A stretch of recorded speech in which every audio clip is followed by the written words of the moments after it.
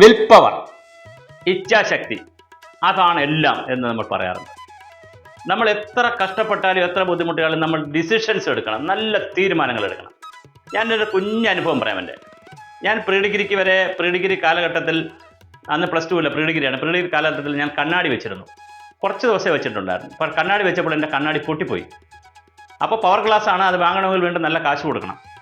അങ്ങനെ ഞാൻ power glass വെച്ചിട്ട് എൻ്റെ കാശുമില്ല, വീട്ടിൽ നിന്ന് ചോദിക്കാനും പറ്റത്തില്ല, പൊട്ടിച്ച് പോയല്ലോ, മനഃപൂർവ്വം അല്ലെങ്കിൽ അത് പൊട്ടിപ്പോയി, അപ്പോൾ ചോദിക്കാനും പറ്റില്ല. അങ്ങനെ ഞാൻ ഒരു ദിവസം നിലക്കണ്ണാടി മിററിൽ പോയി നിന്നിട്ട് നോക്കിയിട്ട് ഞാൻ എന്നോട് തന്നെ ആജ്ഞാപിച്ചു, ഇനി എനിക്ക് കണ്ണാടി വയ്ക്കാൻ മനസ്സില്ല.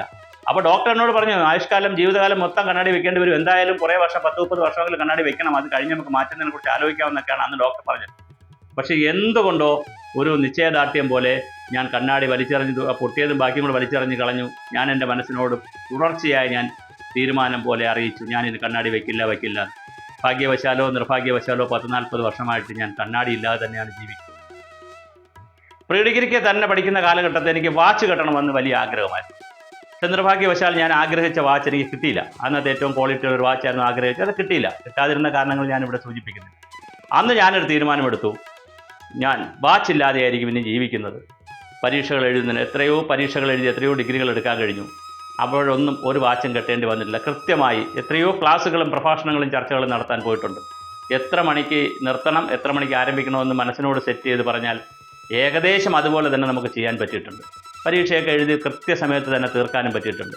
അപ്പം നമ്മുടെ ഇച്ഛാശക്തി, വിൽ പവർ വളരെ വലുതാണ് മനുഷ്യർ. ഞാൻ എൻ്റെ 2 കൊച്ചനുഭവമാണ് പറഞ്ഞത്. എല്ലാവരും വിൽ പവർ വളരെ ഗൗരവമായി ജീവിതത്തിൽ കൊണ്ടുപോകണം. നമ്മൾ തീരുമാനമെടുക്കണം, വളരെ കർശനമായ തീരുമാനമെടുക്കണം. ഒരു 10-21 ദിവസം അതിനെക്കുറിച്ച് മാത്രം ആലോചിക്കണം. അത് തന്നെ എപ്പോഴും ആലോചിക്കണം. വേണമെങ്കിൽ ഇനി ആലോചിക്കാൻ നമുക്ക് ബുദ്ധിമുട്ടുണ്ടെങ്കിൽ എഴുതി വെക്കണം. പേഴ്സിൽ എഴുതി വെക്കാം, അല്ലെങ്കിൽ നമ്മുടെ കിടക്കുന്ന ബെഡ്റൂമിൻ്റെ അടുത്തൊരു ബോർഡിൽ എഴുതി വെക്കാം. പല രൂപത്തിൽ നമ്മുടെ പുസ്തകത്തിൽ എഴുതി വെക്കാം, ഡയറിയിൽ എഴുതി വെക്കാം, മൊബൈലിൽ എഴുതി വെക്കാം, വാട്സപ്പിൽ എഴുതി വെക്കാം.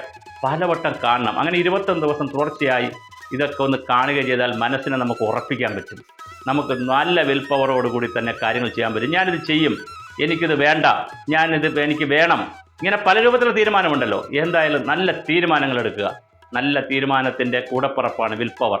വിൽ പവർ ഉണ്ടെങ്കിൽ ഏത് കാര്യവും നമുക്ക് നേടാൻ കഴിയുമെന്നുള്ള ബാലപാഠം എല്ലാവരും അറിഞ്ഞിരിക്കുക.